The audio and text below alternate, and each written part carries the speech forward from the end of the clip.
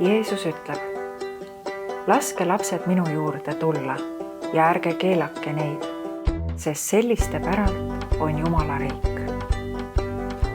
Kõik inimesed vajavad Jumalat, vajavad Jeesust Kristust, maailma päästjat. Ka lapsed on tema juurde oodatud.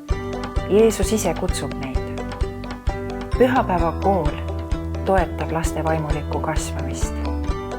Siin uurime üheskoos põnevaid piiblilugusid, mängime, meisterdame ja laulame.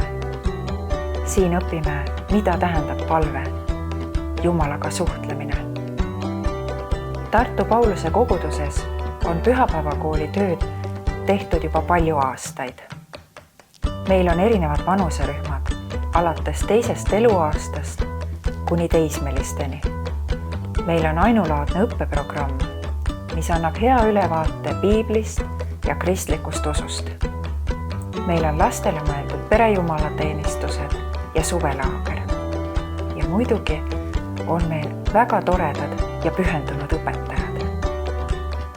Pauluse pühapäevakooli õppeaasta algab mihklipäeval ja kestab kuni emadepäevani. Tunnid toimuvad laupäeviti kell 11. Õnnistatud ja rõõmsa kohtumiseni!